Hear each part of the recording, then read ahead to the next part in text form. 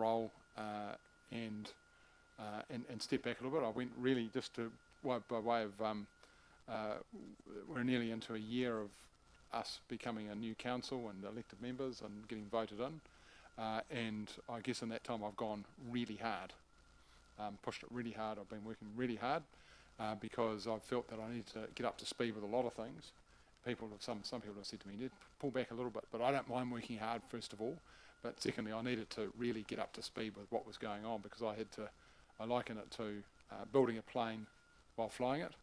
So I've had to fly the plane and be a mayor, but I've also had to learn how to be a mayor at the same time. So it's been fun. It's been challenging, and I think I've still got a lot to learn and so on. So, but being a year into it, I'm far more comfortable than I was when I first turned up, and I was afraid to even sit in the front top seat there. I kind of sat around the side there, and kind of you have a little bit of imposter syndrome, and you suddenly get the phone call on the 8th of October, and then a couple of days later you turn up and it's a completely different world. So, and I think that's probably the same for a lot of us when we first become voted in. So, but either way, I guess I won't go too much more into that, but what I had to do when I first started was understand what my role was, and for me, what that has been is very simply is serve the people and lead the direction. So serve the people is really about making sure that I'm here for our community first and foremost. It's not about me. It never has been, actually. And I think the world of politics has got a bit lost, where it's been ego-driven and egocentric, and I'm trying to steer away from that. So if you ever see me get ahead of myself, I'm happy to be told off or pulled back. But leading the direction, I think, is for our community, I think is something that I'm tasked to lead. I've got views on what that looks like, but more importantly, I think it's critical that we get the views of all our community, urban and rural, and everything in between.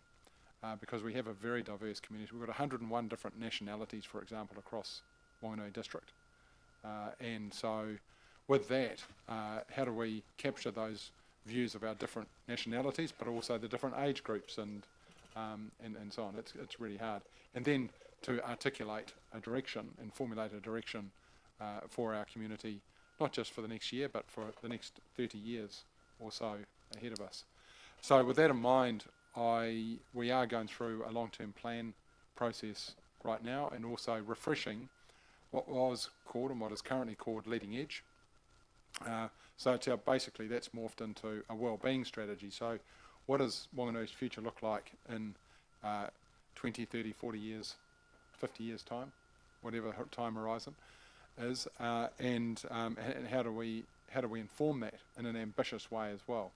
Notwithstanding at the same time that we're also in the midst of a challenging time, both socially and economically, but we'll come out of that, and so we need to be ambitious for the future, but also cognizant that we're in a difficult time right now, and so, but it doesn't mean that we can't take our eye off the ball of what we want for our future as well, both urban and rural. So the well-being long-term plan process is obviously a formal process that council go through every 3 years. The district strategy, or the well-being strategy, or what is currently called Leading Edge, is a vision and strategy. It's a vision about what we want to look like in years to come, and a strategy, the things we're going to do to get there. Coincidentally, I led that process and came up with the name Leading Edge, just sitting in that seat over there, back in 2014, I think it was, and that leading edge has served us pretty well up until now, but we need to, Whanganui is a very different place than it was in 2014, so it's about refreshing what we look like and what we need to focus on going forward. So that's top of mind at the moment, and it should be for all of us, and what the rural sector looks like in 10, 20, 30 years time is really important for us as well. Things like carbon farming. Is that good, or is it bad, or is it okay, or is it, or what sort of questions do we need to ask to inform that? How do we use our soils well? What's our roading network like? How do we connect our rural sector to our city, our city people? and so on. So, you know, what are the primary industries that are going to be prevalent in the future? What does the future of food look like globally, and how do we play into that space and lead the way from a Whanganui perspective? So these are some of the, some big questions to be asked, just from a district-wide perspective. You know, the concept of energy. This is a bit random, but energy. How do we have energy resilience going forward? How do we address the effects of climate and be resilient and adaptive to climate? And so there's a lot that we need to really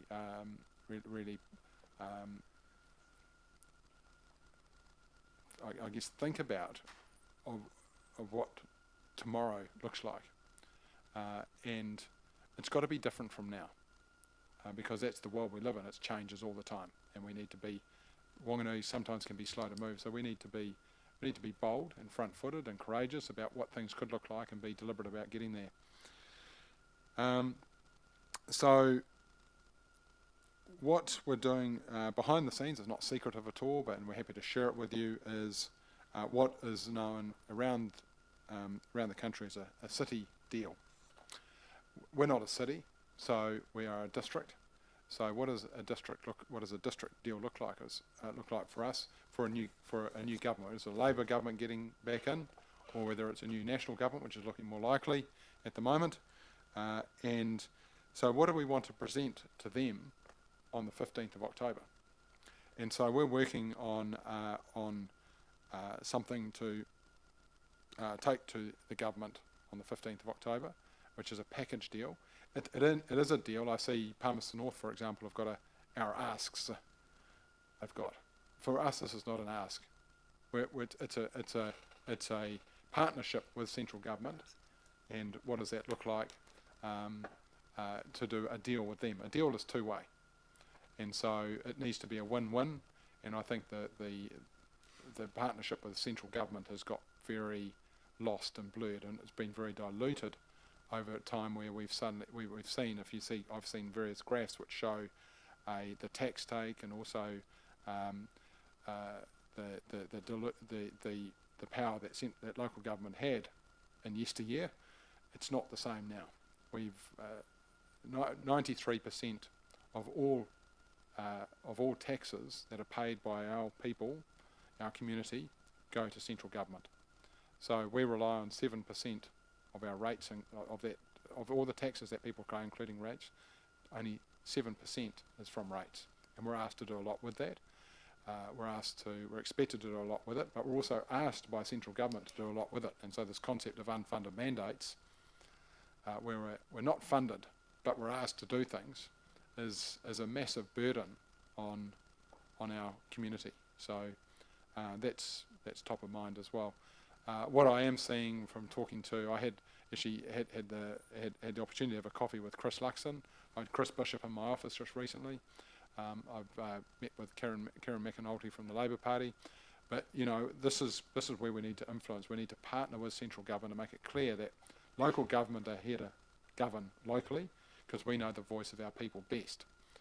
We hear their voices. We're on the ground, and we can influence change and decisions because we are close to them. They're not. You cannot make decisions for the betterment of people from Wellington. Some are okay, but some aren't. We can do a lot better there. So we're working on a city deal. We're looking to partner with Rangatiki and Ruapehu as well, because we form a critical mass. Whanganui is pretty small in the scale of things. So how do we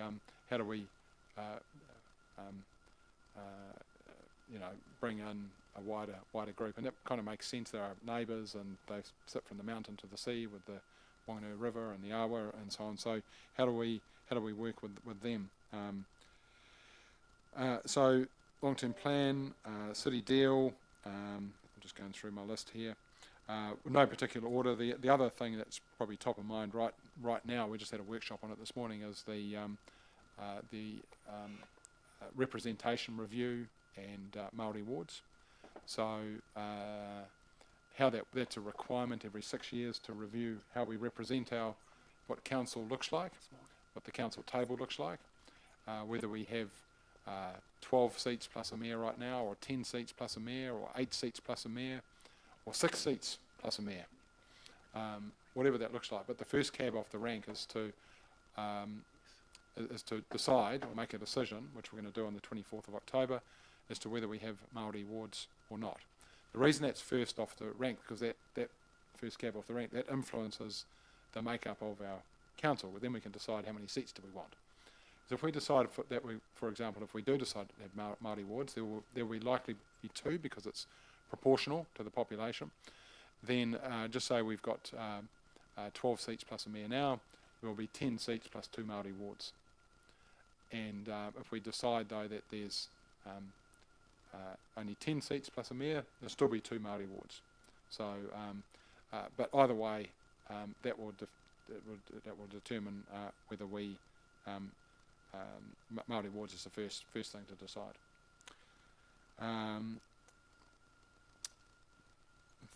The other bit here, in no particular order again, is a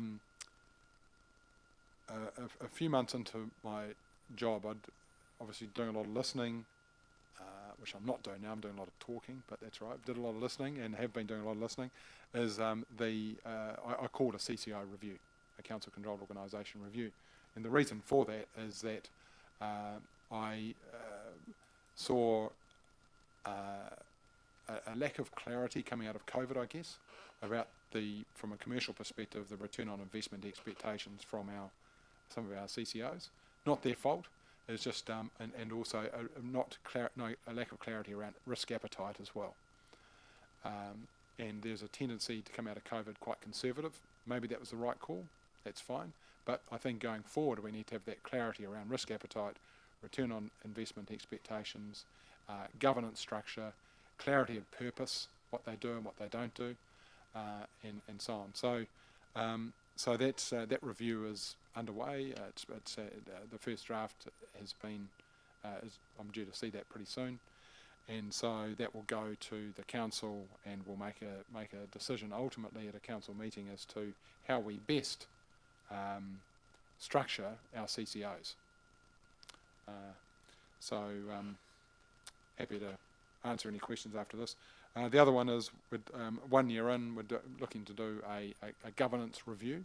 So I've set up a very different committee and council structure than there has been in the past. It's been more focused on execution and delivery and stronger delegations at committee level, because I believe if you make a decision at committee level, we don't want to relitigate it at the council table. So, and also the introduction of a very different concept. For example, the Aspirations and Project Committee is the first of its kind apparently ever across all councils in New Zealand.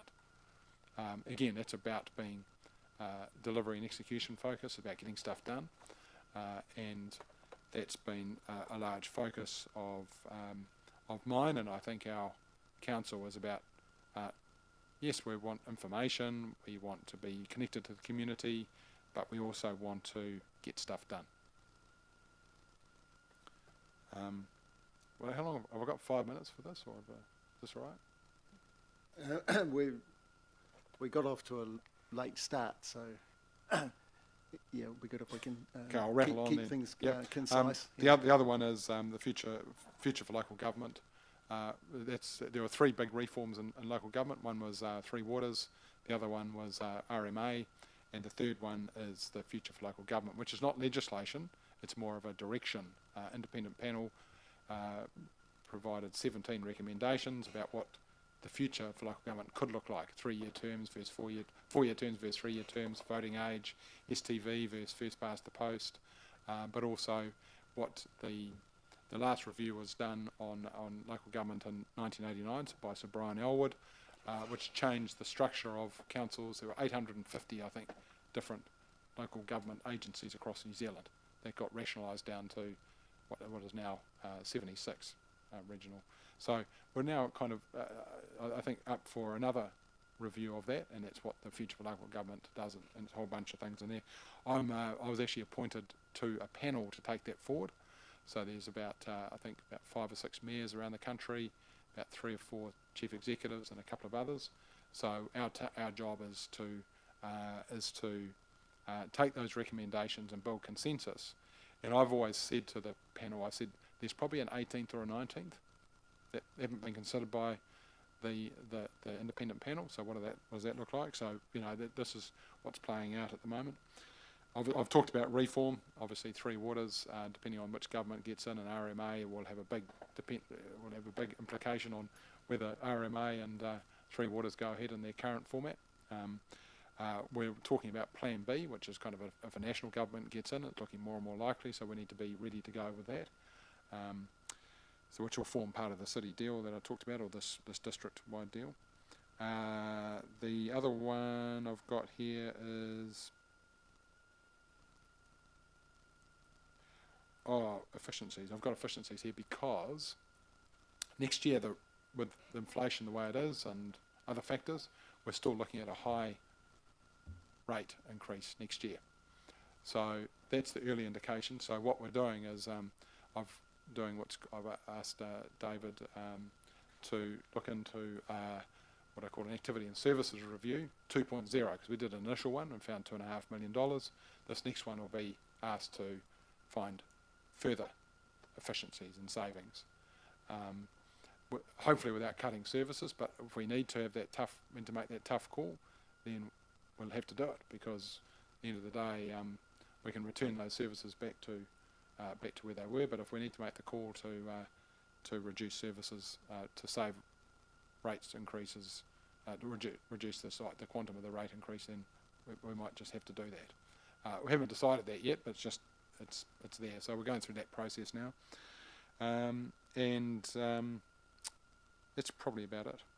There's a bunch of other stuff as well, but that's probably enough. Okay. Thank you, Andrew. My plan is to invite you to our meetings, all our meetings from now on, so that if you do have things you'd like to share with us, you'll get the opportunity, and if it's 10 or 15 minutes at the beginning of each meeting, that would work really well, I think. Yeah. And the only other comment I will make, and you and I hopefully will be doing a bit of work on it quite soon, is we've lost the link, I think, between the Rural Community Board and full council. So between you and perhaps the senior democracy people, I would like to meet and try and improve that situation. Yeah, absolutely. My response to that would be that I talked about a governance review. It's not a mid-term one. It's kind of a 1 year in one. So we're about that time now, and a head of democracy team is working on that so there'll be that mechanism will allow a conversation for the Rural Community Board to have a voice into that review. It's a review with a little R, not a big R. Things aren't broken, so we need to, if there's a tweak that needs to be made.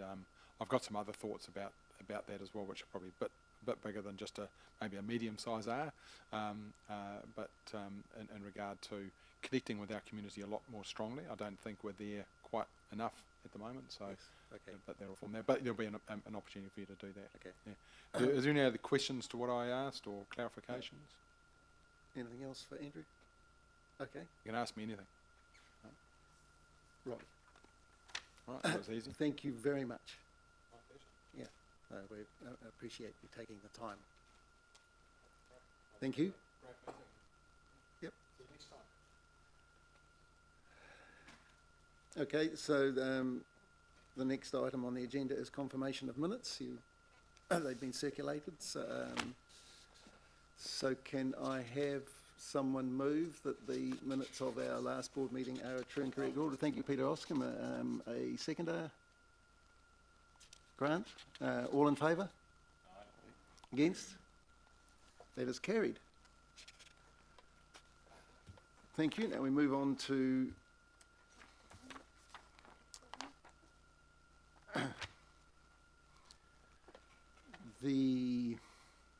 we have a application for our Rural Community Grant Fund, and Don Robinson he's not here.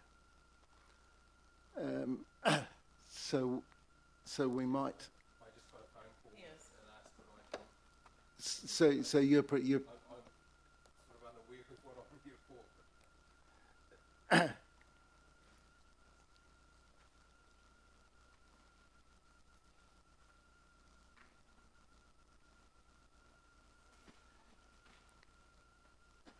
so Te Harua Restoration and Operations Trust.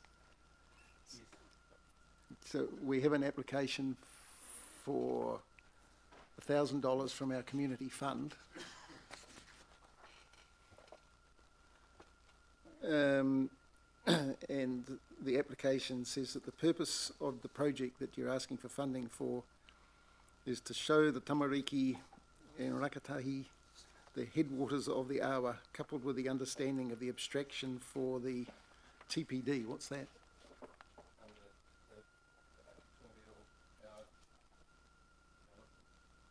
Yep, that could be right. I apologise, as I say, I'm here at someone else's stead. I'm aware of what this is. So perhaps could you just give us a little bit more information on the project that you're asking for the 1,000 contribution?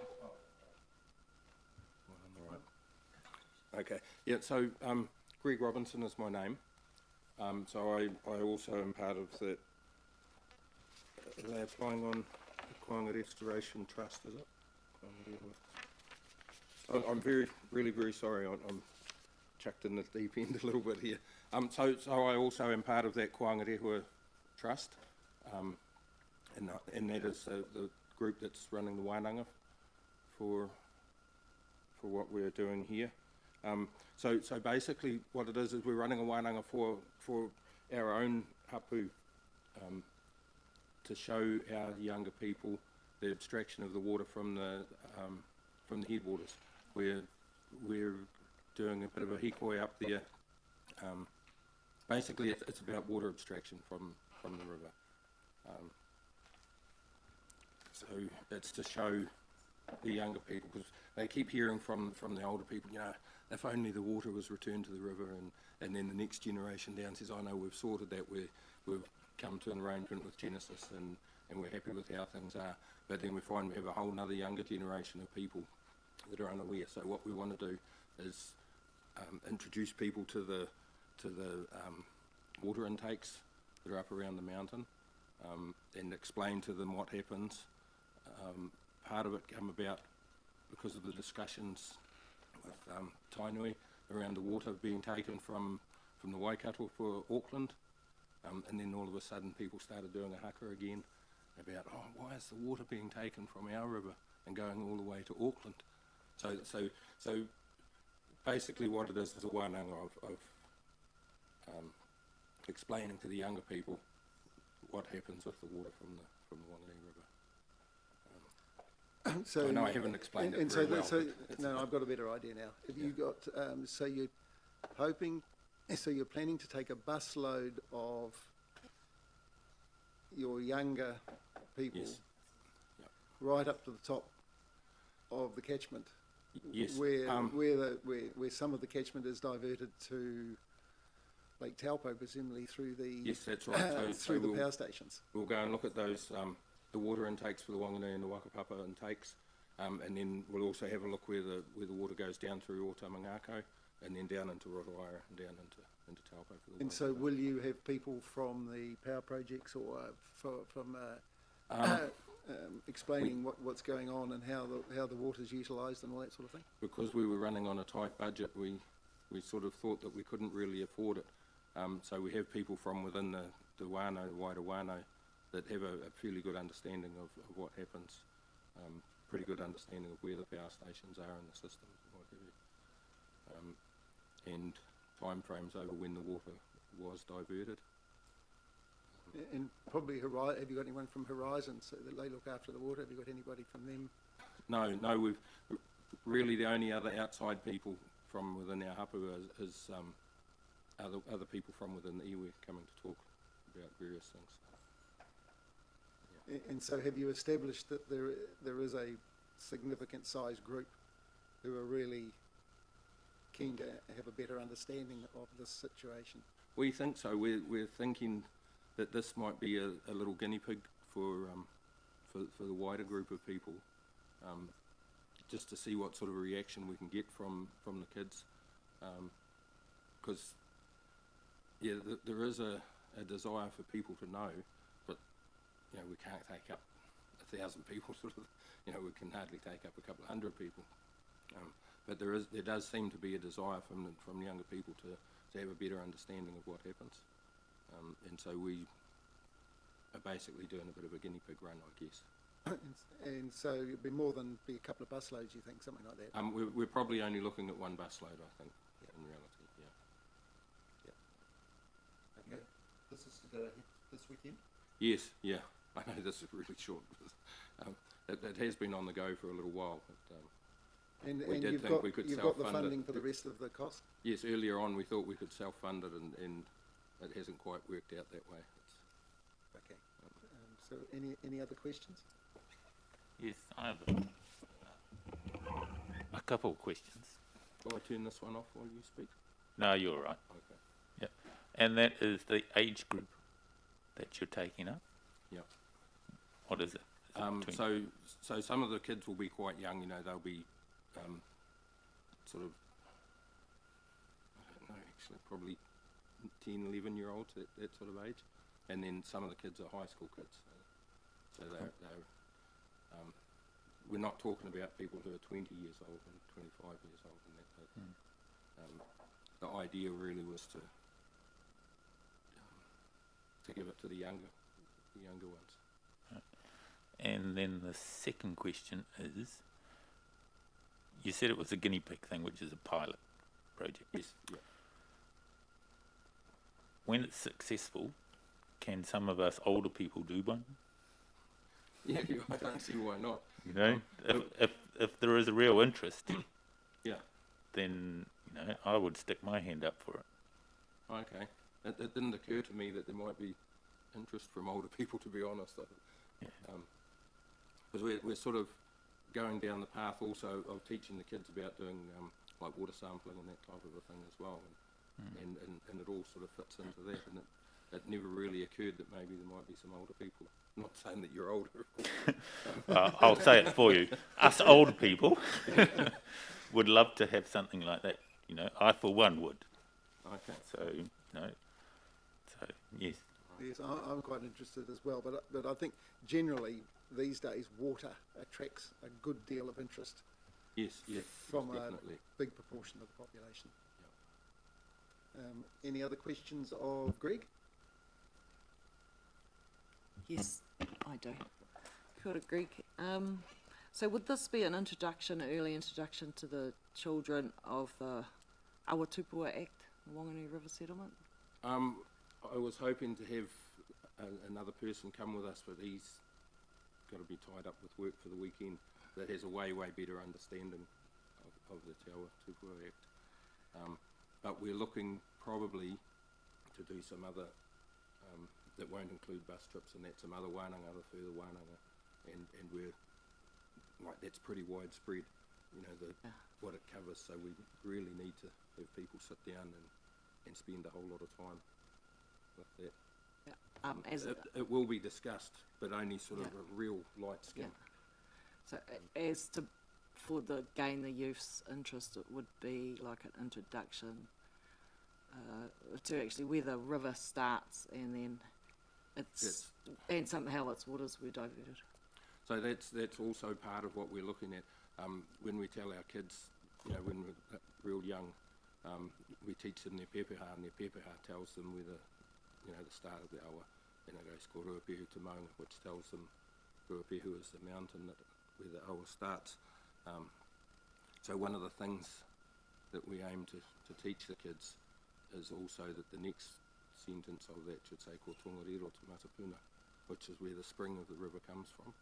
So even though we say ko Ruapehu te Maunga, our river actually comes off the mountain next door. So that's one of the things we want to physically show them as well. Grant?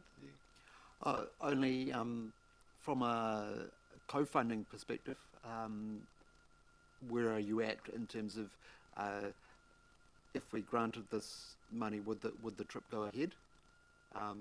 Do you have the rest of the funds committed? Realistically, it'll go ahead anyway. It'll be just robbing Peter to pay Paul, I guess. There'll be a bit of that go on. But we're trying to work it so that we can be self-funding in the future, and still pull in other people as well, as recipients rather than as funders. Whether we're being hopeful there, I don't know. But that's sort of the ambition of it. Okay, thank you. Okay, thank you, Greg. So what'll happen is if you can leave now, and then we're going to have a brief off-air discussion on your application, and you will be informed as to what the board's decision is in regard to this application. Okay. Thank you very much for that. And again, I apologise for how I've turned up as well. I've run from work. Yes. Not respect to you. No, thank you for your presentation. It is now much clearer to me as to what you're hoping to do. Thank you very much. Galen, can we just hop off here for a short time?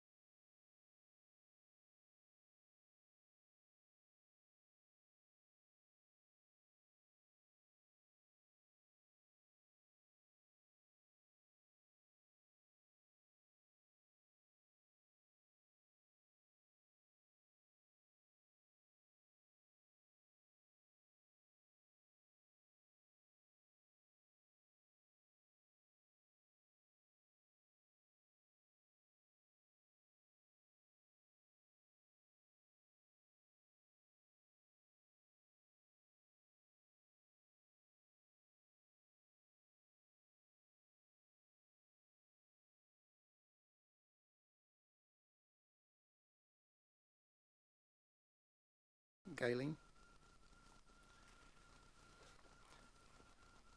So I'm going to put the recommendation, well, I'm going to ask for a mover and a seconder for the recommendation that the Whanganui Rural Community Board approves a Whanganui Rural Community Grant Fund application of $1,000 towards the Kohanarehua Restoration and Operations Trust for their river trip. So I have a mover in Peter Oscom and a seconder in Jenny. All in favour? Or any further discussion? Okay, all in favour, please say aye. Aye. And against? Carried. We have approved their application, and Greg's still out there, so we should... Thanks, Elise. Tell him we'll write the cheque. Needs to be there tomorrow. Or later today.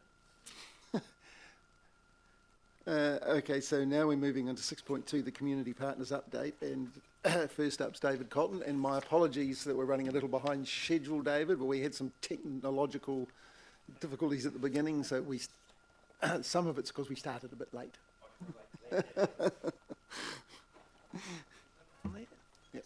Cool. Well, firstly, thank you for the opportunity of coming along and updating you on any questions you have regarding Horizons.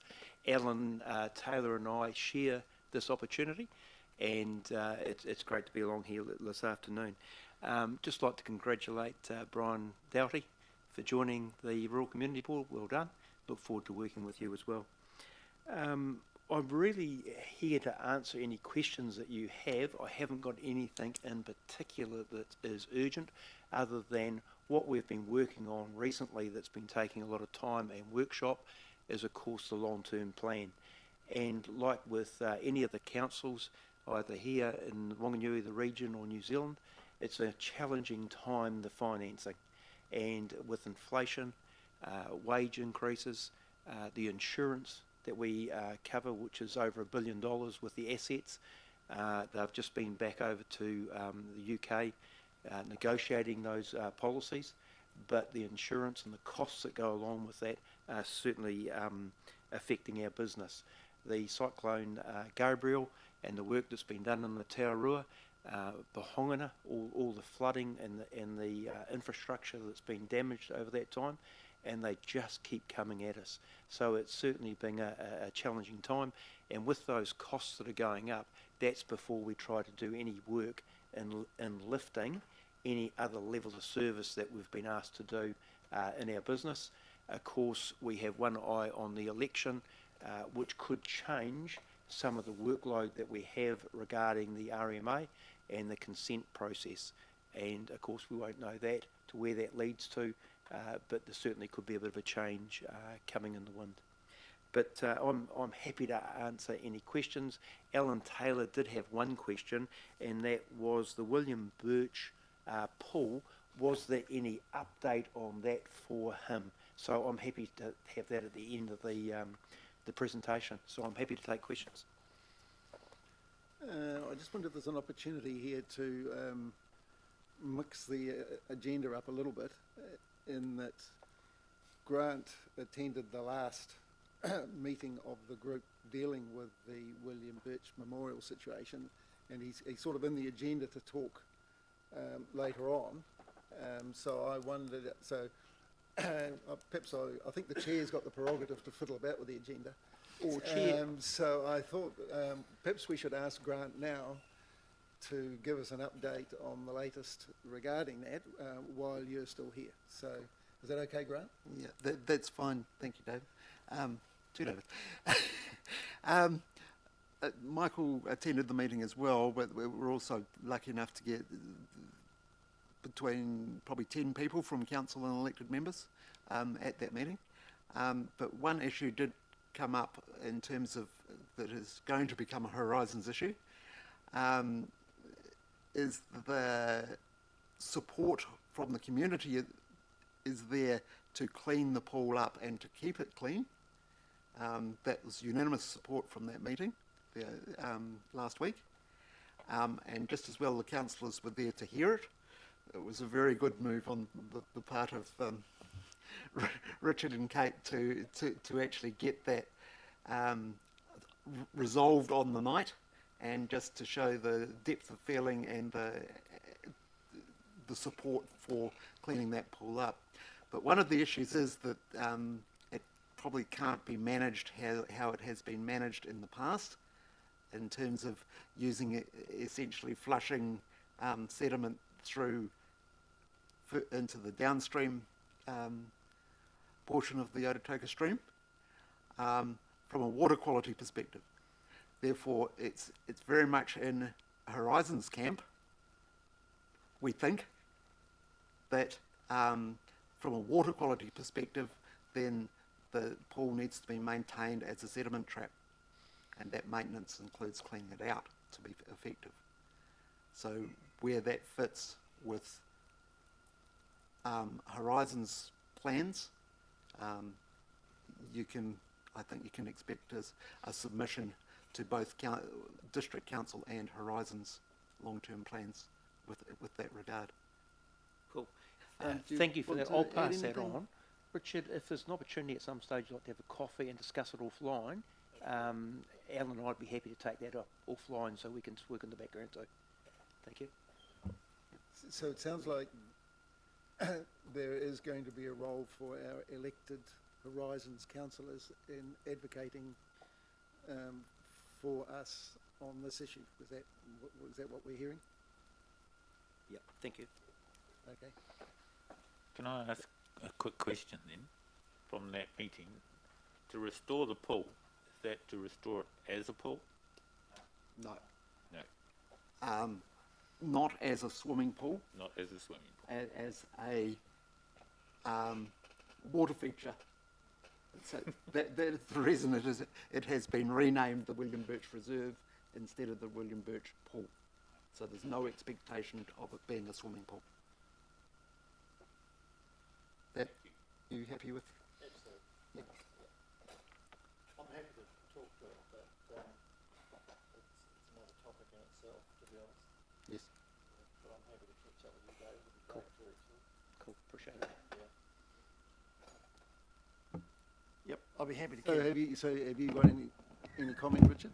Look, at the end of the day, the ongoing maintenance is going to be the key to it, and that's going to require funding. The water quality, this William Birch Reserve has been brought to attention by the catchment group looking at the whole Ototoka stream, and they've identified that there is a real water quality issue. The William Birch pool has turned out to be a bund in the right place. So it brings a benefit to the community because it will have to be dealt with, but it's certainly it's a key integral part in the flow of the stream, the cleanliness of the stream. And if the catchment group are successful with their long-term plan, the water will be cleaned up. And so, but the intention is not to return it to a swimming pool. Health and safety and water quality just don't fit. But as a recreational reserve, it's fantastic, and we regard it as being the whole area there with the native bush has been a gateway to our new little area known as Karakia. So we have formed, and I've initiated it, Friends of the William Birch Reserve, and there's a small committee, and we're going to act as a watchdog and just make sure that things happen. So and that's fantastic. We've got some youth there as well in their 20s, which is pretty good, to be honest, because there's a lot of this out there, I can tell you.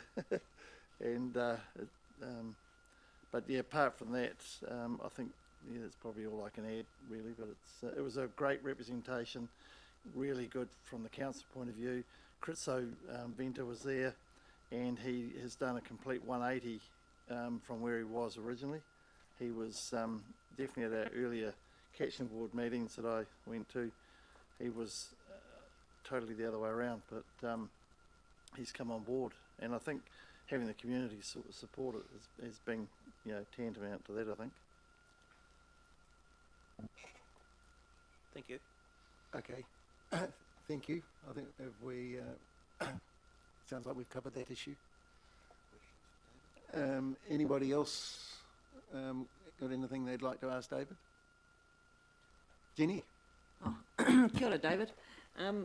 Just one small question. Is the Horizons willing to partner with local, like River Road residents, to supply a small public ablution?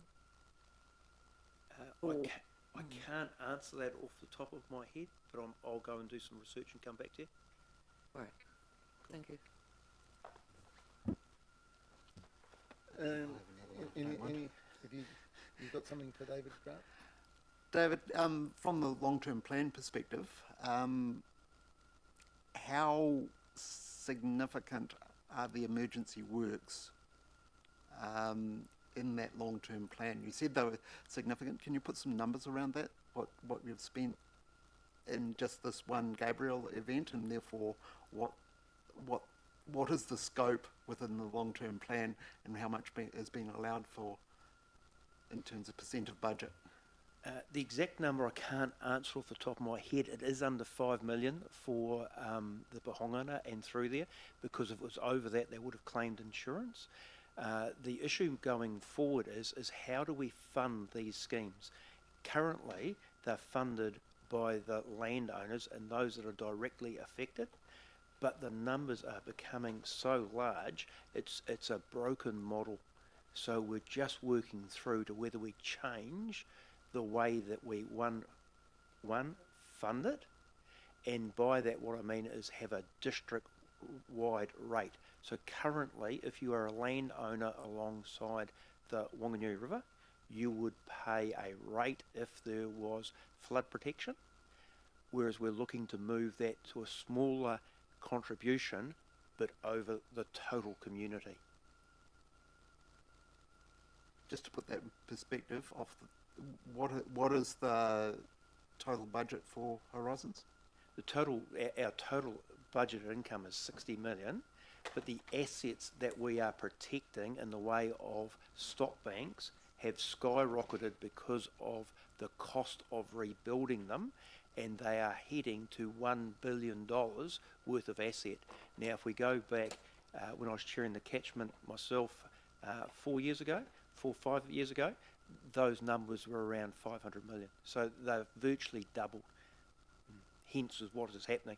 And with the central government, we are legally required to have some cover for the stock banks. And then if we have an event, we've got an insurance claim, and central government will partner in some of those costs. But if we do not have insurance, central government, we leave ourselves open to no contribution from central government. So I guess what you're saying is that the scale of Gabrielle, which we were only on the fringes of, is 7 or 8% of Horizons budget. Yes, That we're saying. yes. But of course, a lot of that will be directly funded off the farmers and the landowners that were directly affected through their schemes. So the Mayoral scheme here in Whanganui, or the Taurua scheme, and we were only on the fringes of that event. Yeah, absolutely. So it was nowhere near the scale that we had like here in 2015 or 2004. Thank you. I think it was before you came in, David, but our Mayor Andrew was telling us about our district council is going to some significant efforts looking at efficiencies, potential cost savings, possible reduction in services to try and take the pressure off ratepayers.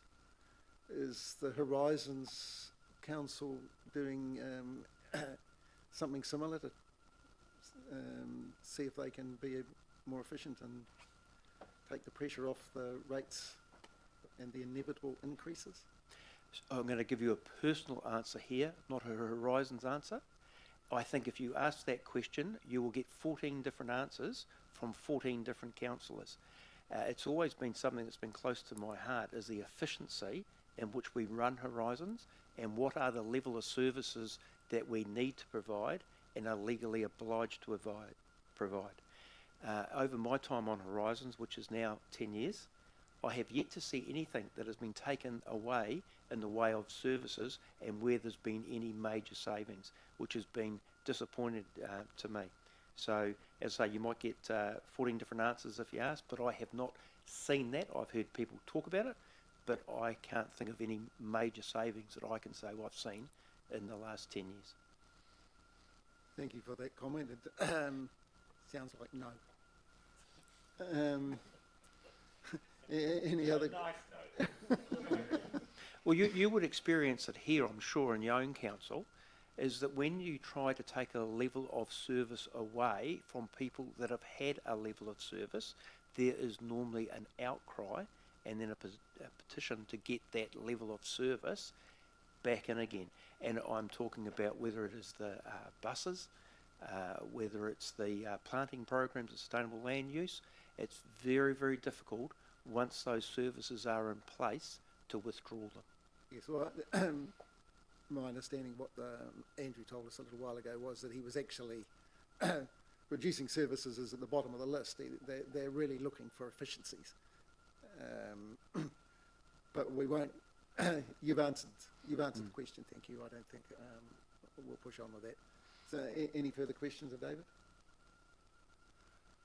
Okay. Appreciate Thank the you, time. David. I'll follow up on your question and come back. I've got a number of other issues which I could pester you with, but I think we'll leave them for another time. Appreciate it. Thank you very much. Thank you.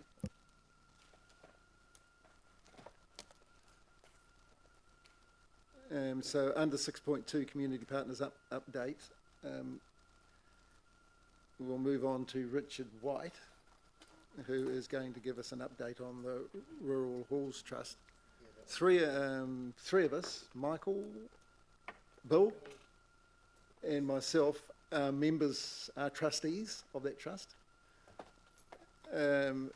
It's a particularly effective way of running these 7 rural halls, and so I'm keen for Richard to update everybody because I believe this is a real success story. And Richard presented to the Aspirations Committee yesterday regarding some of the funding issues, both the annual grant and the Ford L Hall situation, which Richard will presumably discuss.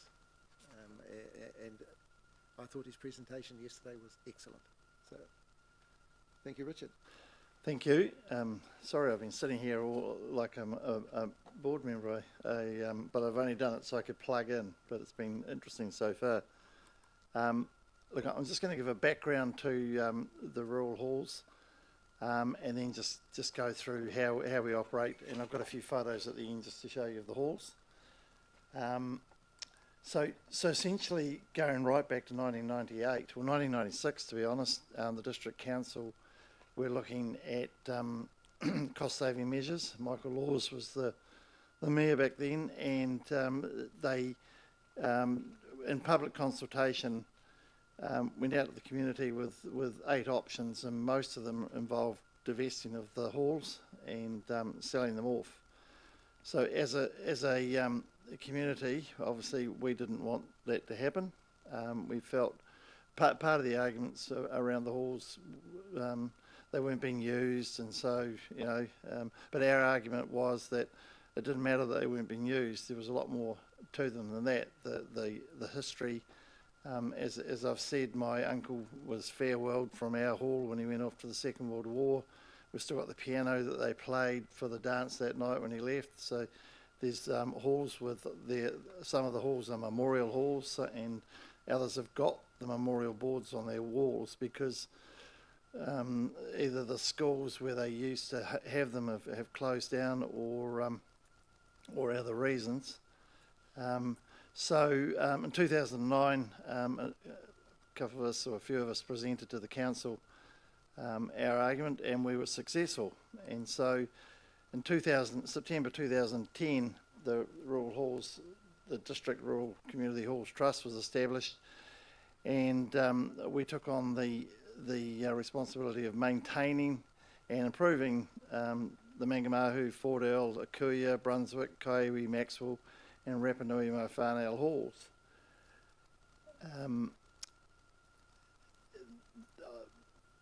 We have rules around how many trustees we to have, but 3 must come from your board.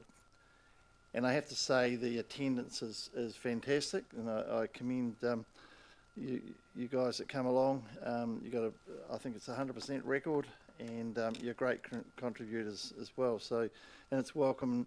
Look, part of our trust, the terms of our trust deed is that we have to report. So we count you guys as our report card, and this is actually today is our first report since 2010 that we've done an official report on.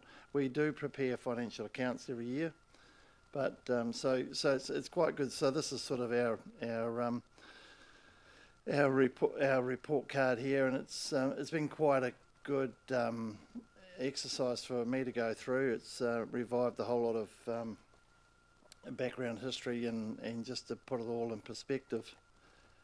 The objects, as I said, are to maintain, improve and develop our community, rural community halls, and then to raise money either by borrowing or other means.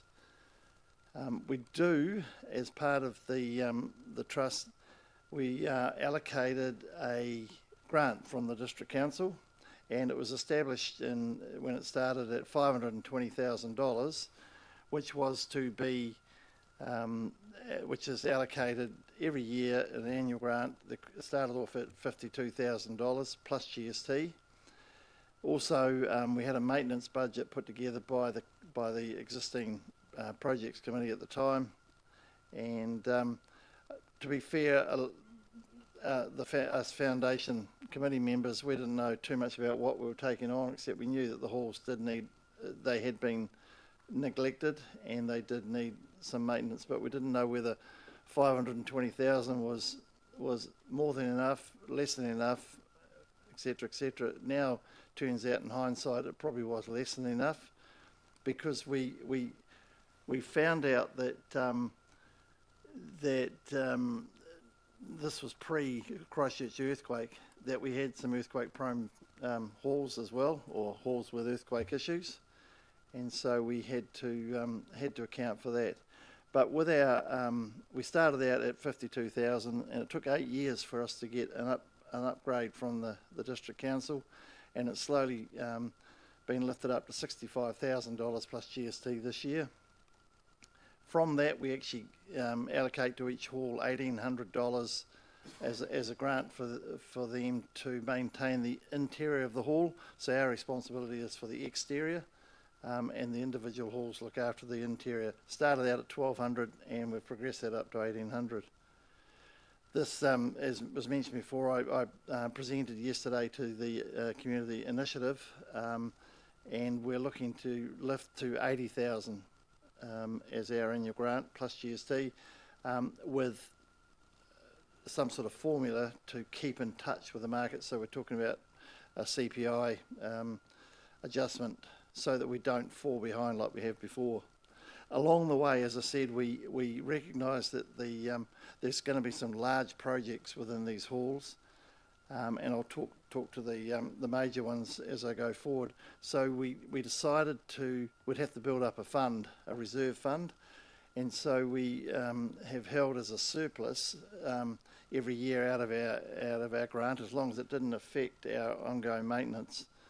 And we've shown it as a surplus. We've now got $100,000 sitting in that fund. Incidentally, as I've put in my slide here, since we started till now, the CPI has increased by 35.8%. So that's inflation. And also, as I mentioned yesterday, I'm unashamedly a real estate agent. And during the COVID lockdown, I was cleaning out the offices in Martin, where I was managing the branch, and I came across the stats from the year 2000. They were in hard copy back in those days. We didn't get them as we do now online. The median average price in Whanganui for a residential house was $76,000, and at the moment it's either side of 500,000. So, and if you talk to someone in the year 2000 and said your house is going to be worth $500,000 one day, they probably would have said, and you can go, hey, who knows what's going to happen from here? But we're in an inflation sort of crisis, really. It's interesting that David Cotton spoke before about insurance. Our insurance is something that sort of highlighted our plight a bit, not our plight, but highlighted this inflation and cost issue that's coming around. When we first started out, the district council were insuring our halls, and we didn't realise, but they were carrying a $150,000 excess, and the halls were only probably worth about that when we started. So we were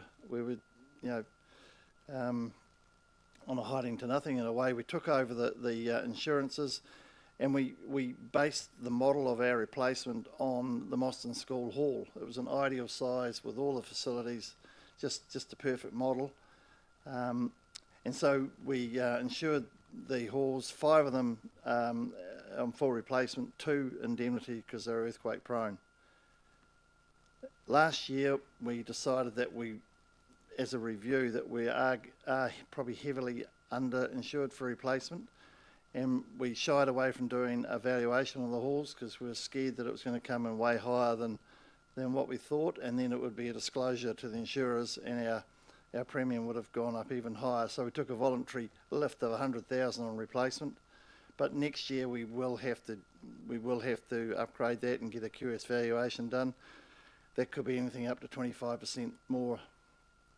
But what has been highlighted was back in 2012 when we took on our first cover, our premium was $11,500. It was 21% of our grant. This year, our premium is $20,590 and it's 32% of our grant. So it's a third of our income just going out on insurance cover. And if we get this 25% increase in the value of the halls, who knows what. And I wish we could travel to London and sort of our insurance over there, but we haven't got that luxury. We're sort of small scale compared to Horizons. But you know, it's a big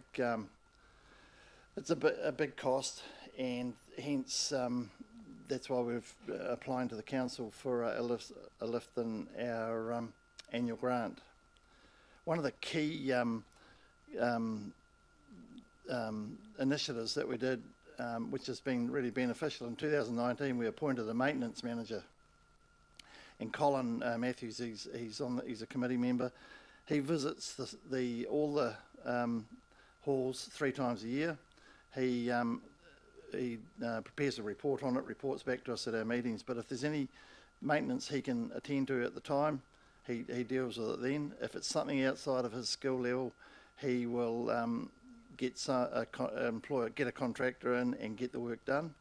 So he's averaged, and this is why I think it's really super efficient. Really, in 2022 and 2023, you can see those numbers. It's only sort of between $2,000 and $2,200. So, but as a result, our halls they get dealt with straight away. He coordinates with the hall committees. He's got keys to all the halls. So if he sees there's any maintenance that the hall committee should deal with, he'll talk to them, and if they want him to do it, he will. As I mentioned before, we've set up this large projects fund, which is sitting at $100,000. We've identified that the Fordale Hall, we found out the Fordale Hall is earthquake prone, so we use some of this large projects funding to do the investigative work on finding out what the earthquake MBS is on it. It's 15%. The threshold is 33%. You have to get 34%. And we use some of that funding with the local firm BPL to do those reports. As part of outside of the earthquake strengthening, the Fordale Hall needs new windows and doors. $32,831 there. We've already done the Whanganui Hall. We found that the chimney there was an issue and it wasn't being used, so we pulled that down, tidied that up, and that was $22,000. We've got applications sitting to be considered at our meeting tomorrow from Rapanui Mofano of $17,000 and Maxwell at $22,000. Rapanui Mofano, it's internal works. Maxwell is for an improved car park. And just interesting, talking about the Maxwell one, we've had really good feedback from the community about the halls. They think they're fantastic. They've never looked better. We not only have had good feedback, we've had some negative stuff, which you expect, and Maxwell got some very negative stuff about the lack of safety for vehicles leaving the hall. We've got a lot of land behind the hall, and so we've priced up creating a car park in there. We have received from the Heritage Fund $10,000 toward the Fordale Hall. So we've been coordinating with Scott Flutie from the council. He's been really helpful in that respect. The Fordale Hall, as I say, it's an earthquake-prone building. Bill has been working with the local the community. He's held a meeting there, talked to the community, and it kept them up to date. So we've in this investigative investment, we went out to Shane Stone Builders as well and got them to price up the cost of earthquake strengthening the hall. His estimate came in at $123,000 in 2020. I met with Sarah Hagen here from the council not that long ago with Dave, and she said you'll probably double that by now. So we thought we better get our act together and just find out exactly where it is. So Shane Stone came back not double, but 52,000, a bit over 52,000 higher than where the estimate was in 2020. In that same period, that 52,000 increase, our grant's only gone up 2,500, so we're sort of out of touch a bit. So we sort of see that there's some urgency there. But with our accumulated funds they've got on hand, our grant that's coming, we're still just over 85,000 short for the earthquake strengthening. And then we've got the windows and the doors, which really are more out of our maintenance budget. But we've applied to the initiative yesterday as well with the District Council for that shortfall of funding. So we have got within our powers, within our terms of to borrow money, as I said, but we're going to have a discussion tomorrow as to whether we borrow or how we go about it. Obviously, we'll definitely be applying for charity funds. We haven't done that up till now, but we certainly will have to start sort of going down that avenue as inflation is blowing everything out of proportion cost-wise. So this is the Fordell Hall, and I'll pretty much sort of wind up with my speech now, but I'll be open for any questions. But I've just got a series of photos showing you the halls and how proud we are of our halls. They are really good. The photos, I am, as I say, in real estate, and everyone says, oh, bloody hell, the place always looks worse than what the photos were on the internet. But I think the photos are a fair representation. I'll just take you through.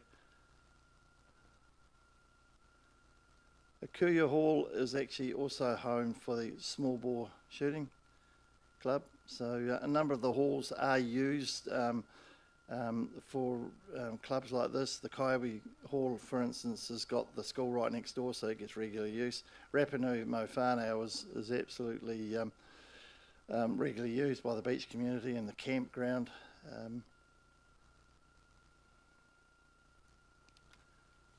One of the initiatives we did with Brunswick Hall, which you can't see in that photo there, I'll just go back, you can't see in the photo, but on the right hand side we put wheelchair access in, so that's the sort of thing we've done.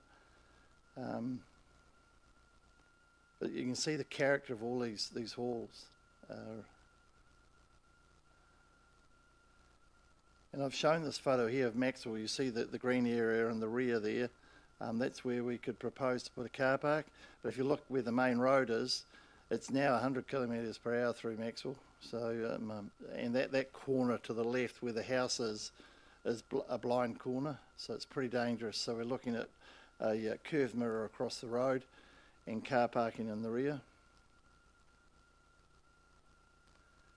The Kaiwi Hall was shifted from around the corner onto the site there, and it's right next to the school. There's the school, as you can see in the background there.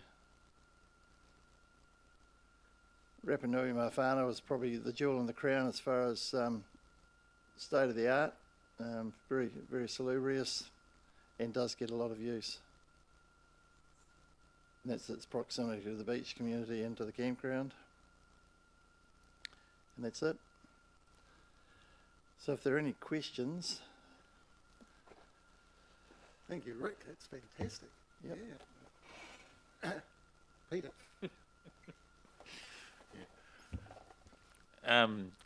I was here at Aspirations and Projects Committee yesterday, so I have heard this. The question I had was, and I can't remember whether I asked it yesterday, but I'll ask it again today. The community halls, are they, do they have a commercial kitchen? Not all of them do. Yeah. The reason I ask is for the civil defence emergencies. Are they up to a standard that we can use them for civil defence? Well, it's interesting to say that because we have discussed at previous meetings this very topic, and it was highlighted through Cyclone Gabriel. You know, on the news, you didn't hear about people going to civil defence. You heard about them going to Marae, and they went to the better resourced areas, I guess. And we feel that there's an opportunity with our halls that we could be in a situation where we could provide services like that.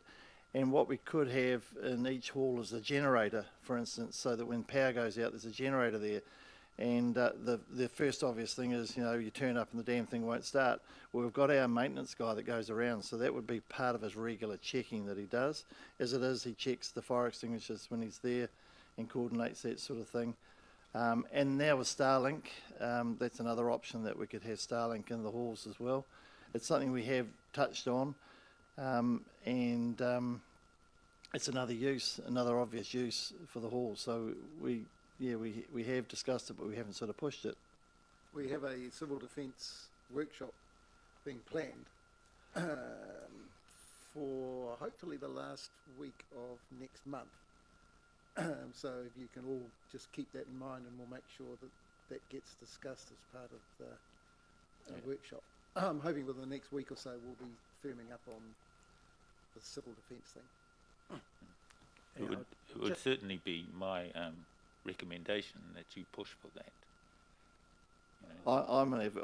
I'm really keen on it. That was and it's just we've got so many things on the go at the moment that something like that. But look, I'm right with you. We might, we're trying to. The next job with that workshop is to identify a list of relevant people to try and get in the room. Perhaps we might include Rick on that list. I don't mind. Happy to come along. Yeah, I'd just like to mention that we've lost our civil defence at Whanganui Hall. Of course, it's in the tsunami zone. So, yeah, I remember you saying that. Yeah. Well, there are a number of issues like that. Yeah. Okay, so any other questions of Rick? That's a very good update on what's been going on with the situation. And as I say, the three of us, the 7 years that we've been on the Rural Community Board, Michael, Bill and I have been trustee of this. And it's just extraordinary that what they've achieved on the smell of an oily rag, really. So thank you, Rick. Good, thank you.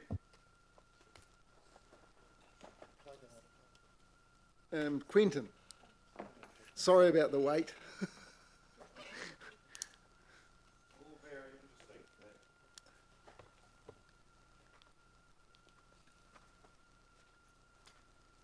So,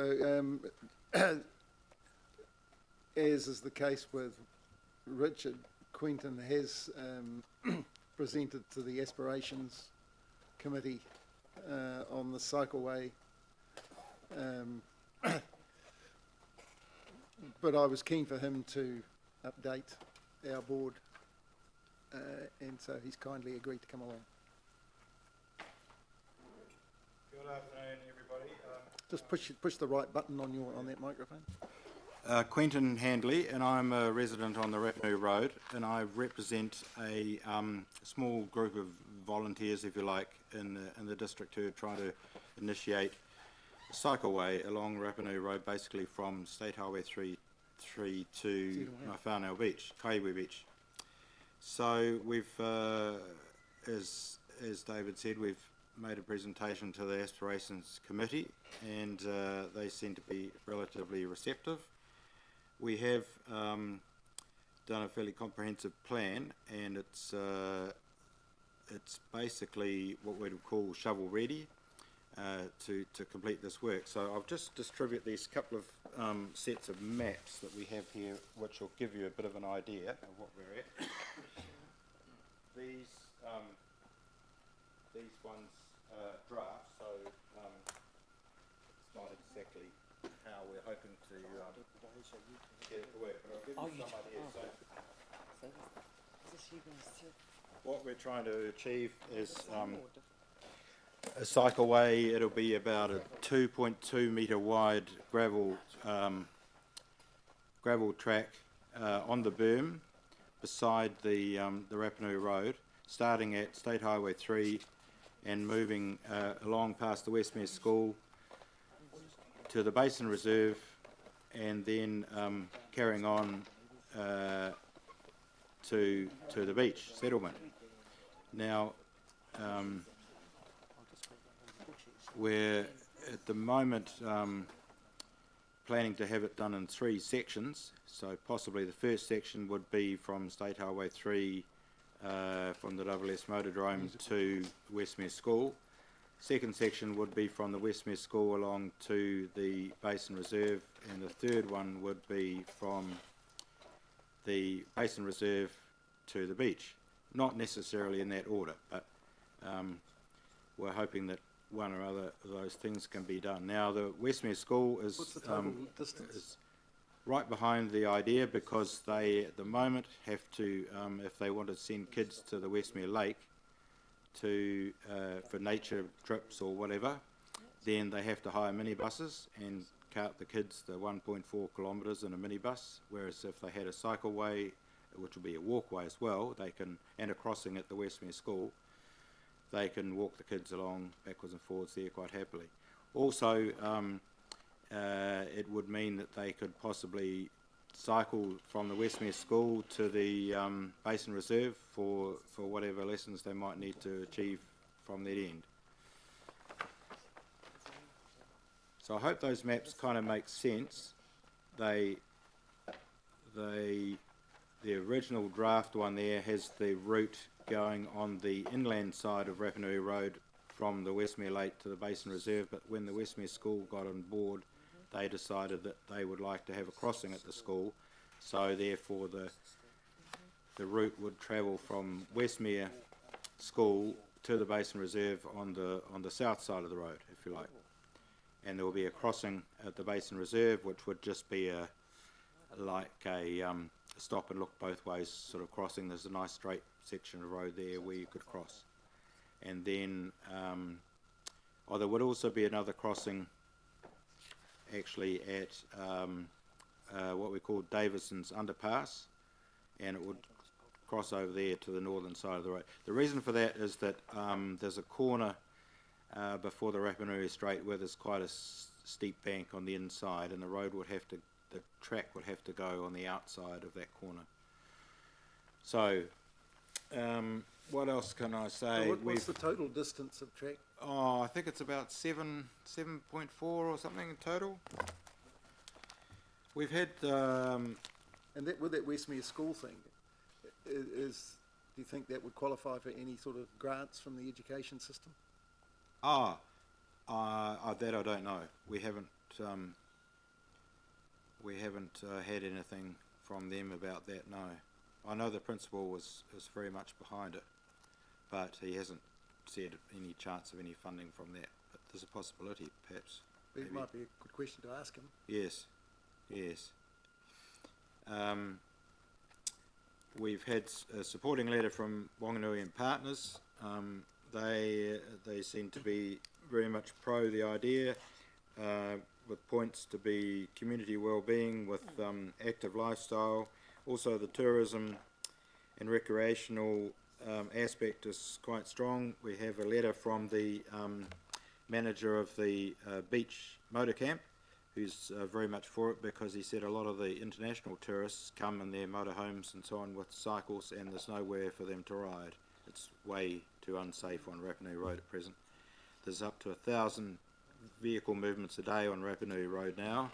There's a lot more houses being built at the beach, and there's more subdivision going on down the road, so it can be very busy even in the winter time. In the summertime there can be over 1,000 vehicle movements, and the road is narrow for the best part of it, and if you get like a motorhome coming one way and a caravan coming the other way, there's absolutely no room for cycles. So we've found that a lot of people that we've canvassed in the region, we canvassed probably 150 residents along the road and another 100 or so at the beach. They were all for it. There was nobody that was against the idea. One person was a bit concerned about, it was a dairy farmer concerned about cyclists crossing their driveways when they've got tractors and so on going backwards and forwards, but that is a valid concern. But I guess they could easily educate their staff and so on and be made aware of the situation once if the route was used relatively regularly, then they're going to be well aware of cycle and walking movements. Also, there's lots of people that like to run along Rapanui Road, which haven't been doing that recently, so they could use it as a running track as well. And a lot of the local residents said, yay, we can push the children in the pushchair along to the reserve or Westmere Lake, for instance, or they can just go and visit people quite safely, whereas at the moment they won't venture out on the road at all. A point I'd make there is I was talking to a runner a little while ago, and Whanganui has absolutely nowhere apart from around Virginia Lake where a distance runner can run off the tar seal concrete. And when I mentioned this, he said this would be ideal for the people that like to do a bit of distance running. Yes. Off hard surfaces. Some people have commented that you could make it into a loop track for runners, maybe even adventurous mountain bikers to ride down the beach back to Castlecliff, which can be done when the tide is low, so that's a possibility as well. Also, people have said, what about utilising the Moston Tayforth Road well as a link, and that's a possibility, but we're not looking at that at this point, but it certainly could come up. And other people might say, well, why does it start at State Highway 3 on the city boundary rather than back in the city? Well, one thing at a time, obviously, but there is quite a wide shoulder all the way up State Highway 3, up St John's Hill and right up to Pickwick, where you can actually ride or run or walk relatively safely without any impedance from traffic. So also the owners of the Pukaka's Nest have said that they would be quite keen to get involved in as far as having maybe a cycle hire from there, so people could come out and hire bikes and ride out to the beach and back or whatever. And so, also so in terms of actually getting something underway, are we making any progress on that? And Damien's quietly sitting over there. that I can't tell you. You know, we're going to build it, he might be involved. The wheels have to turn, and hopefully they are still turning. We do have an estimate of pricing from Downers, which was done relatively recently. The three stages would be from the State Highway 3 to Westmere School, priced at around 189,000 to do the cycleway there, 612 to go from the school to the Basin Reserve, and 464 to complete it from the Basin Reserve to the beach. There's also necessary to put in a bridge just before the Mawhanau village at an estimate cost of about 200,000, or possibly a culvert there as well, because the bridge is, as it stands, is too narrow to have a cycleway. There's already been a section of the road that has been modified on the hill going down to Mawhanau village, and there is a sealed section there which will be used as the beginning of the cycleway, or can be used as the beginning of the cycleway, and there's more yet to be done further up the hill, I believe, cutting back the roadside to make it wider. So we're looking at about 1.3 basically, yeah, a total about 1.72 at this point. That includes the bridge, and there's also the possibility of putting in a boardwalk at the Westmere Lake, where there is kind of a stop bank, if you like, at the edge of the lake, which has a current walking track on, but there's some talk about putting a boardwalk there, which would be maybe a couple of 100 metres long, to alleviate any issues with the lake and the outflow and so on. So there's a bit of a swampy area there. Have you identified any potential sources of funding? Sources of funding, at this point, there'd have to be some funding from the council, but the main designers of this route have been talking to Waka Kotahi, and Waka Kotahi has a program called the Streets for People program, which they have indicated to the council officers that this would fall into that criteria. So it has, for them to fund it, it has to be basically a shovel-ready project, well designed, and it has to have all the council approvals and so on, so that it can be instigated and funded. I'm not quite sure of the percentage. I think maybe 80%, maybe from Waka Kotahi. So I'm not privy to all that total information, but that's what I believe is the current situation. So there is an application process There would be, for that yes. funding. Yes, yes. Damien, are you able to comment on that?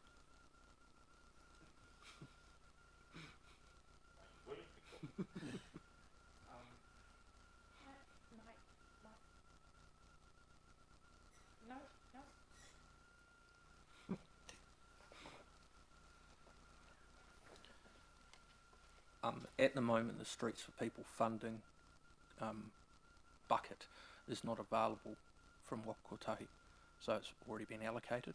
So it's only if they reintroduce that fund that would become available. Does that mean on an annual basis, or is the fund a one-off fund? My understanding, it was an original one-off fund, but there is indication that they may consider doing round two. So the other thing that I've heard mentioned is the possibility of there's a water situation where there may be a pipe having to be installed from Whanau back to Whanganui for either wastewater or... Correct. where have we got to with that? That I'm not sure what the council view is on that, but I do know that the resource consent for the sewage scheme at Whanau Village has expired, and they've had an extension. The extension is about to expire, so the council has to make a decision on what they're going to do, and the current thinking, I believe, is that the wastewater will have to be piped back to the city scheme, which would mean putting in a pipeline along Rapinui Road to facilitate that. So I'm not sure where the council is with their planning on that idea, but obviously if that was to be the case, then the cycleway could well be utilising the digging up of the roadside to put the pipe in. So we'll just have to wait and see what the council do you decision. think we've got all the right people in the know, so that if something like that happened, there would be a possibility of working the two projects together? Well, that's what we're hoping. We don't have that privy to talking to the right people in that situation, but we're hoping that there's enough awareness amongst the council officers that these two things... Well, that's something that we can keep an eye on. Yeah. Okay. Any other questions of Quentin?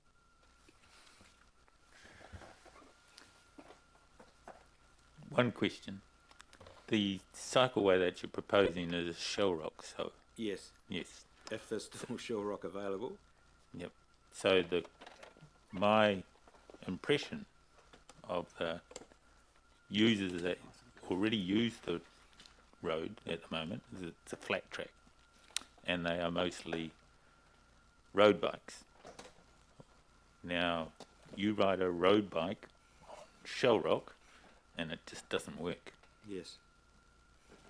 So you're going to cater just to people who are mountain bikes, not the road use. Well, roadie bikes. It's also going to be a walking way and a running way.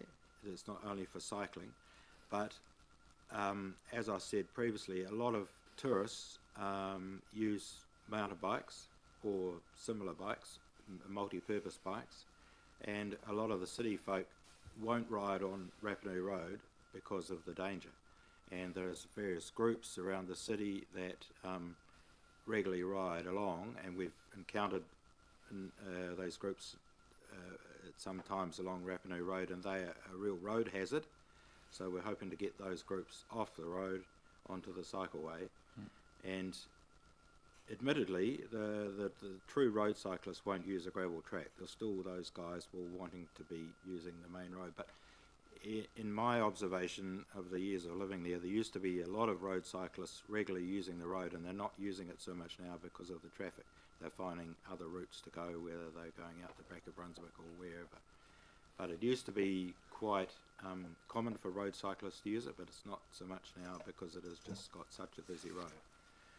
So we're hoping that it'll be one of those things where if you build it, they'll come, and we should be able to get lots of locals just using it in the summertime to even go out to the beach for a swim, or drive out to the Basin Reserve with their bikes and take the kids for a ride as a family group backwards and forwards, and the school can utilise it as well. So it won't be so much a thing for cyclists as we know it.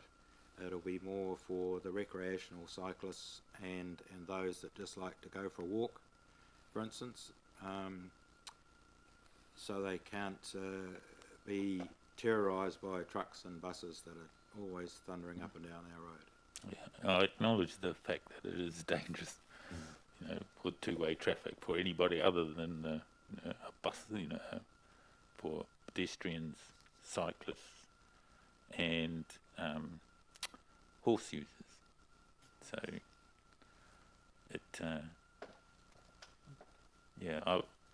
my recommendation is that you don't just call it a cycleway. Well, that's right. At the original application to the council, we're calling it the Rapinui Road Trail. So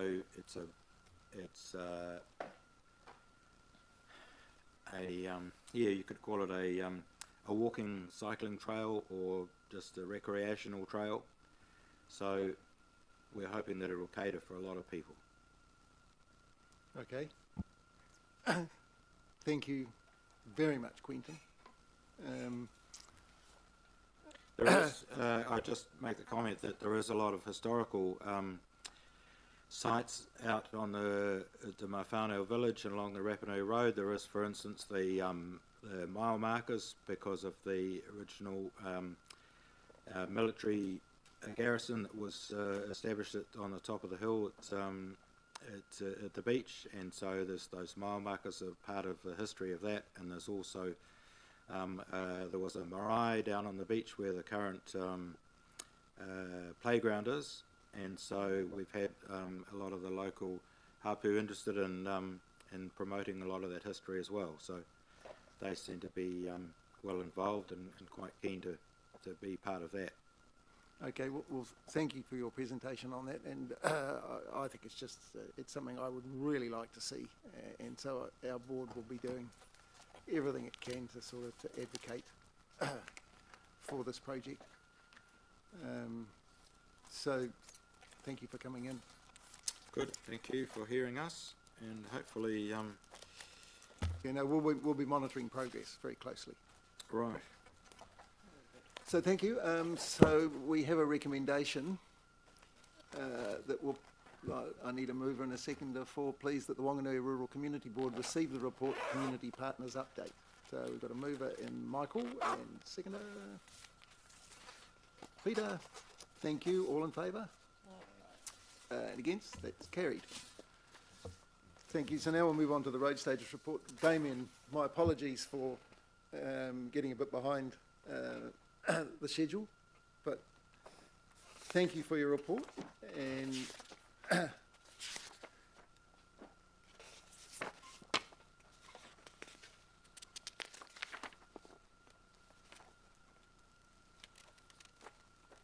so, yes, if you would like to highlight any points in it and take any questions. Okay, thank you. I'll largely take the report as read, and before I go into the highlights of that, I'll just introduce man to my right here, Dave Nichols. He's the Alliance Manager, so he's the man that looks after the Roading Alliance, the Whanganui Alliance, that has a lot to do with rural roads. In terms of the highlights, I'll take the progress and the planned activities portions of the report as read. The top risks are somewhat of a repetition of last meeting's risks. So our largest risks are around material and labour price increases, availability of design personnel for detailed work, the maintenance budget allocation from Kotahi and the Whanganui District Council, and ensuring those are sufficient to meet the current levels of service and to maintain the network to its present current day condition.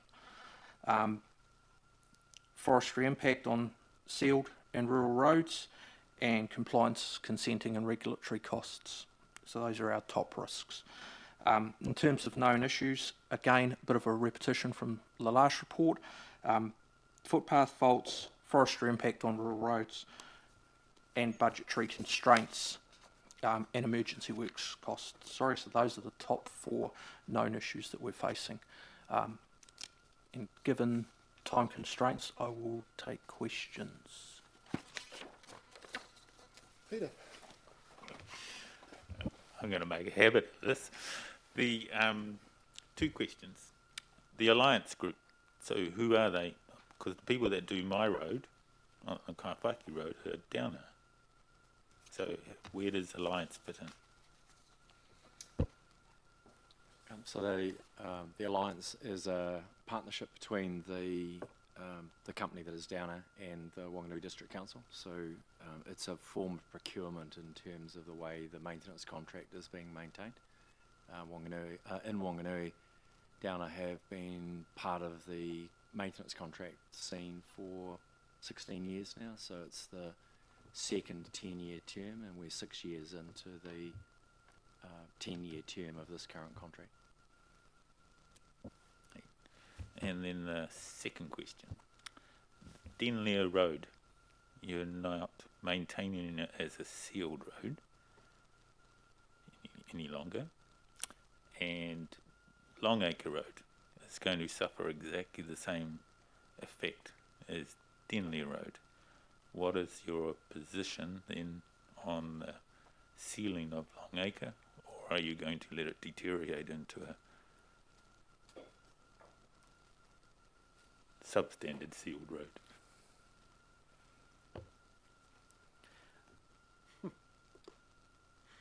The short answer to that is it depends on the available budget that gets allocated to the maintenance of sealed roads within the district within the next long-term plan period. We have applied to Kotahi for a substantial increase in funding for the pavement maintenance of pavement maintenance of sealed roads, sorry. And we have got a maintenance intervention strategy at play on Longacre at the moment to try and maintain it as a sealed surface, but that is putting considerable constraint upon our pavement maintenance budget. To take money from other budgets and put it into pavement maintenance would then mean we would be putting strain on other budgets that may then not be able to perform to their level of service as a result of that. Then can you answer the question, how long is logging going to be on Longacre Road and Denlea Road, or is it going to be a continuous access or roading for logging trucks? You know, like is the logging going to continue for the next 20 years, 5 years, or just next year?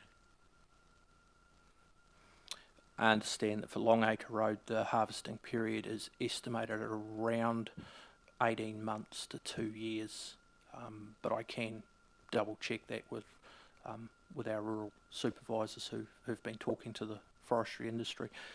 More generally across the district, I think it's safe to assume that forestry is an established business where some form of continuous harvesting can be expected throughout the district and across the rural roads continuously. If you look at a 25 to 30 year cycle on harvest times,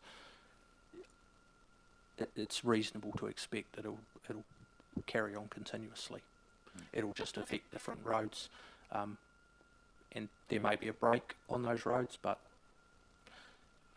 the loadings will return once the next round of harvesting comes into play. Yeah, that's my expectation as well. So. Grant. I guess a question for both of you. Given the budgetary constraints, what options are you putting to council in terms of being able to maintain the level of service, current level of service, improving level of service? I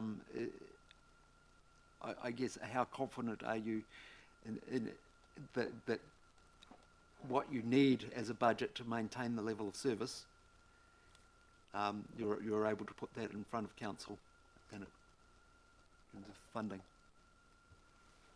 I'm confident I can put the number in front of council. As to how palatable it is a different question. I've certainly put the number in front of Whakamutunga to explain what we need in terms of our maintenance operations renewals budget. Again, that will be subject to a moderation process. Every other road controlling authority throughout New Zealand has suffered increased costs. What I can say in terms of our internal relationship is between council down through the Whanganui Alliance, is that we are continuously looking at the way we do things, the risk we can take on board for treatments, and we're looking to try and get as much physical work undertaken on the ground to maintain the network as we can for the money we have available. As an indication, you would have seen your previous slides relating to cost escalations of various things from Rick White. Our funding for roading in the past 6 years has remained static. I guess that was what I was getting at. And what sort of increase do you think in budget do you need to maintain the level of service? To maintain the current levels of service and to prevent the deterioration of the road network, there would need to be a substantial increase in the budget.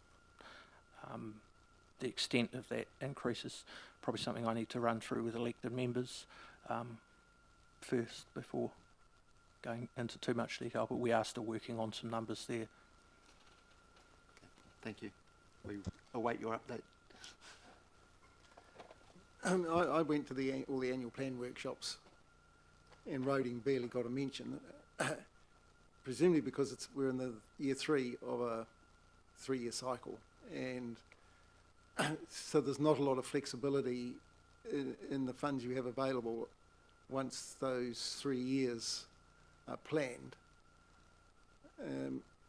So that means there's considerably less work because of the inflation, and what Grant's alluded to. You aren't able to do anything like this year what you were able to do with the same amount of money 2 years ago. So what is not being done? Is it things like, I'm just wondering if, say, and you mentioned a figure of resealing in your last report, and I can't remember what it was, but is it things like that which are not being done, and so we're going to see the effects of that further down the line? What we've tried to do is not cut into resealing budgets. We've done that in the past, and reseals give us life out of our sealed pavements. So if we miss them, then they exponentially deteriorate. So it's not a linear deterioration, it's an exponential deterioration. Once they start going, they go badly. Hence why we intervene early with reseals. What tends to happen is we tend to have to do a little bit less. We have to take some more risk to try and spend more money rather than doing dig-outs. We might be doing pavement stabilisation, for example, which isn't ideal, but it's a risk that we need to calculate through the Alliance, and we test each other's appetite on that to try and get the budgets to work. But invariably, same money, higher cost, invariably means less work being done on the roads, footpaths, vegetation maintenance and the likes. We'll try and keep things like drainage maintenance up as high as possible, because if we cut back on things like that, then we expose ourselves during flood events and heavy rainfall events and the like. So we do our best in that area. Probably add a little bit more to it and possibly add a bit more to some of the previous questions. So things that we're doing differently or things that we're trying to do to make the dollar go further are around efficiency, mostly within our planning and our programming area. So just getting organised enough to ensure that we take the best opportunities available. Plant use around fuel. We recently have moved to start upgrading some of our plant fleet to Category 6 Scania trucks, which are something like 20% more fuel efficient than the previous truck models that we've used. So there's a saving there in terms of the cost that flows through to the price of doing work. Innovation in terms of both techniques as to how we do repairs, but also the types of materials that have been used. I had a look at a asphalt trial 2 weeks ago in New Plymouth where 40% of the bitumen content of the asphalt had been removed and replaced with a byproduct from timber processing. And there's quite a bit of optimism that that's going to actually produce as good a result as the previous bitumen-based, oil-based products. And as Damien mentioned, risk assessment. So we have to look at every activity that we're undertaking, look at what level of risk we're willing to accept, and then tailor our repair packages, based on that risk assessment. It may mean that some repairs have a shorter design life or accept more risk than when you have more money to spend and have to undertake more work. I think one of the other areas that Damien will have highlighted by the colour coding in the report is the additional cost of maintaining clean-up works from rainfall events that don't make a flood category. So unless you have a degree of rain that allows you to apply for additional funding, the cost of cleaning up those slips, clearing those water tables, carting that material away, is borne from the maintenance budget. And I think I'm pretty right in saying that in the last 18 months we've had 6 events that we've actually claimed for additional funding. But within those 6 events, we've probably had 12 more significant rainfall situations where we haven't been able to claim additional funding, and we have to use maintenance money to clean up from those events. Well, that's exactly the sort of comments that I've been looking for. Thank you very much for that. Just one further thing to add to that, David. As part of what David's just alluded to with the necessity to support our claims to Whakamutunga for emergency events being based around rainfall intensity, we have invested in the last 3 months in our weather stations, and that's primarily within the urban area at the moment to fill some gaps there. But it is an opportunity that we're looking to extend into some of the more hard-hit type areas of the rural community. So there's an opportunity there, I think, for Council, the Alliance, to work with some of your members and some of your communities on locations where we might be able to, there may be existing weather stations in play, or there may be the opportunity for us to work with members of the community to establish some weather stations in key locations. We have the weather stations connected to our SCADA system, so we can actually continuously monitor them, grab the data that we need, and use that to support our claims to Whakamutunga. It's an area we've identified where we want to remove the risk of not getting funded. That was next on my list to talk to you about. I have a very sophisticated weather station on my orchard. I think it costs us about $11,000. So you're welcome to plug into that. It's all internet based, so anybody can access it at any time. And I know of another one at Westmere, another orchard at Westmere that has one of those. Thank you. I'll get my guys looking after it. We can follow up on that. Talk to you about that.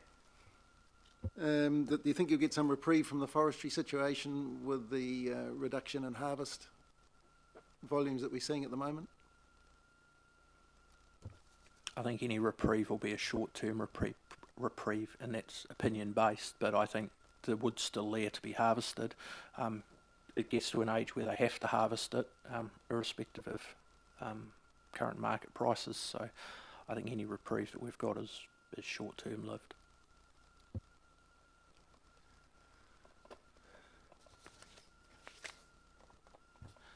Yeah, the other caveat around that is when they're harvesting in summer, they do a lot less damage to our roads than when they harvest in winter.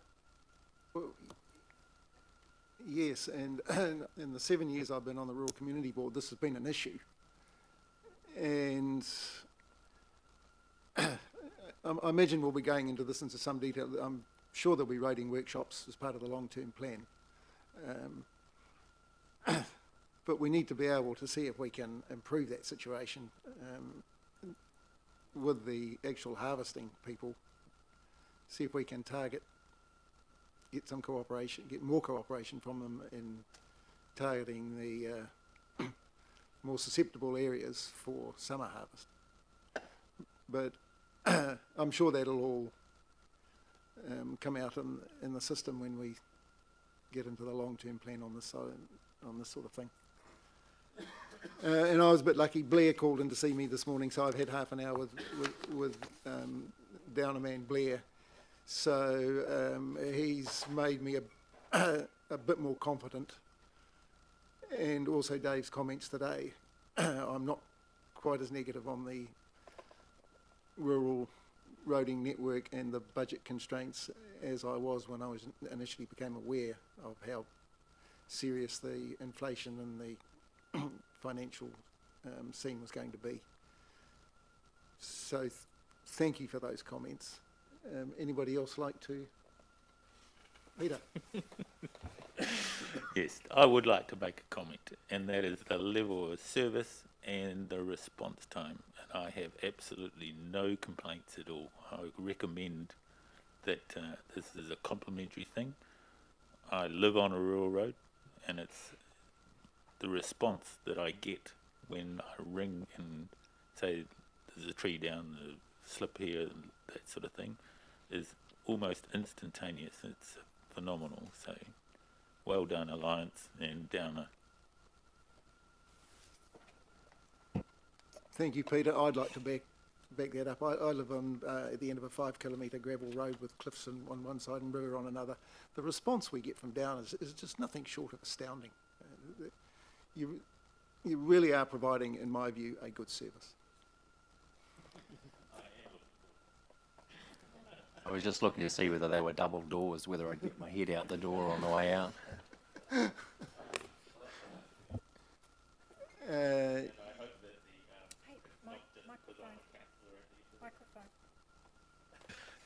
I don't want that recorded. We've got a civil defence workshop coming up too, and there was a couple of things Blair mentioned regarding major flood events and those sort of things, which sounded really encouraging too. So we might target one of you people, someone from Downers perhaps, to be part of that civil defence workshop.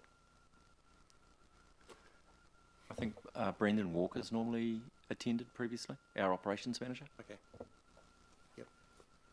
Okay. Thank you. Any other questions? Thank you very much for your presentation, and my apologies for the fact that we're not quite running to schedule and it's taken you a bit longer. Thank you.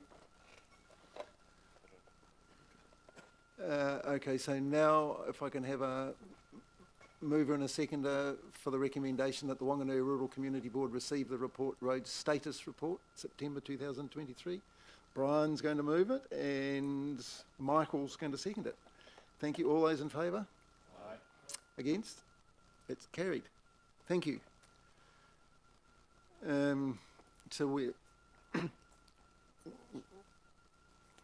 running a little bit behind where I was hoping to be, but so we've got updates from the community board advocates. We've heard from the William Birch Memorial, from the advocates for that. So thank you. Bill might, there's a little bit going on with the Fordell pool. Bill might like to give us an update on that. Yep, I can do that. The update is that there is no update. It's still being considered by the council. And one complication is that the values have come out, and the piece of land that we're talking about is valued at about $500,000. So I don't know whether that's the hold up or there is some other. So just remind us what it is you're trying to achieve there. Oh, the trust that we've formed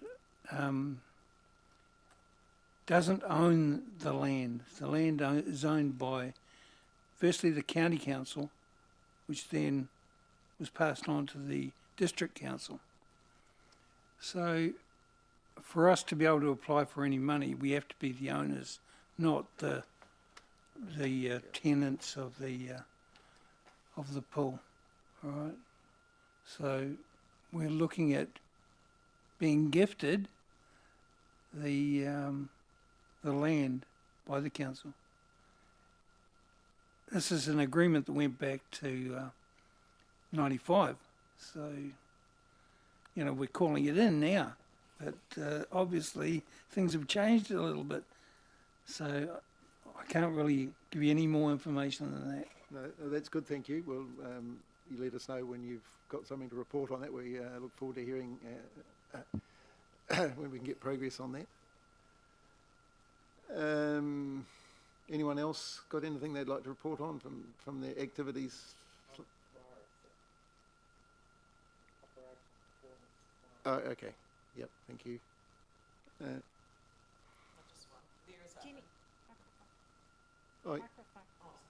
Just there is an interest in the whiteware collection on the River Road. Okay, so we need to bring that up with Stuart. We And were going to, I think we'll put Stuart on the, hopefully we'll be able to get Stuart on the agenda for our next meeting. Originally, we had discussed with him presenting on some recycling options for the rural areas. But I think they're doing a bit more homework on that. Where at one of the, I went to a Tamaupoko meeting, and the chief executive made the comment there that they wanted to do a bit more research from other regions before we did too much on that in our region. So we'll follow that up.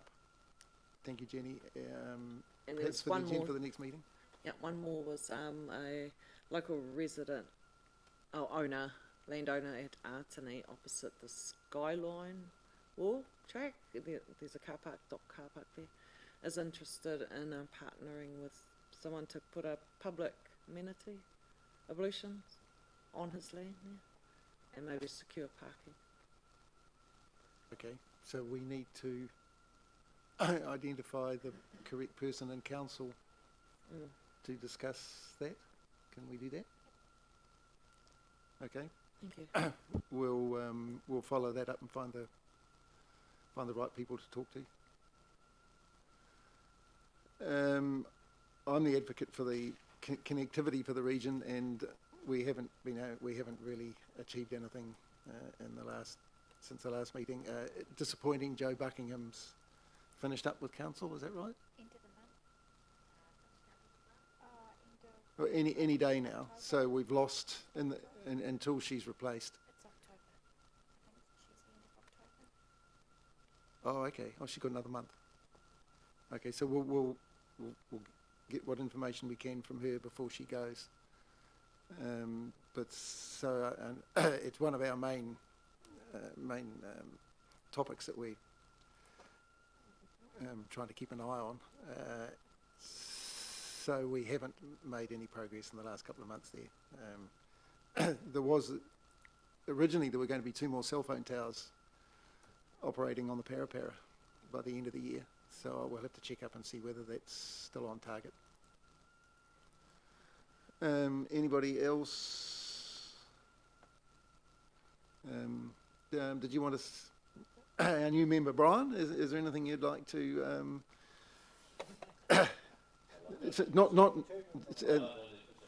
Not compulsory, Brian, but Well, I do present this if button. you'd like to, if there's any thoughts you'd like to pass on, we'd be pleased to hear them. Well, first of all, it's a privilege to be able to be here, and I think that's really good. I've sat around in the outside of this room for a number of years through Federated Farmers and Rural Support Trust and that sort of thing, and it is really nice to be in here. My only concern is that I can fight a hell of a lot better outside the room than I can inside. But I have to now watch what I say. You do. I suppose my only thing going forward is to make sure that as a rural community board that we still have relevance today, as we did in the past and as we do in the future. So for me, that's probably something that I think will be a driver for me to make sure that we still represent the rural community, we can still advocate for them and bring a voice to the council through that system, and that's really what I think we should be looking at. Thank you. Thank you, Brian. And I've already mentioned that I think there's we haven't quite got the communication between us and full council quite right.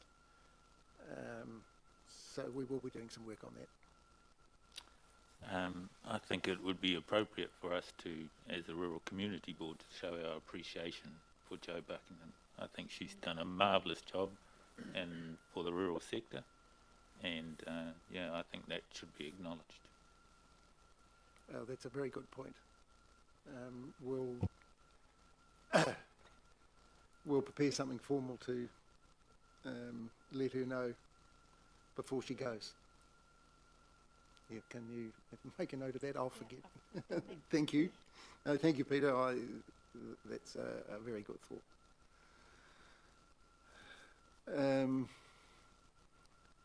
So we've got, no one else got any comments they'd like to make? Okay, thank you. I'll move the recommendation that the Whanganui Rural Community Board receive the report updates from the Whanganui Rural Community Board advocates. So we just need a seconder. Aye. Jenny, thank you. All in favour? Aye. Against? That carried? Carried. Thank you. So that completes the agenda. And so, Jenny, would you like to, could you do a closing karakia for us, please?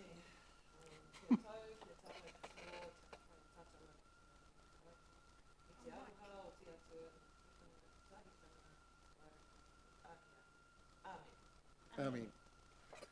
Thank you, Jenny. And that, so I declare the meeting closed.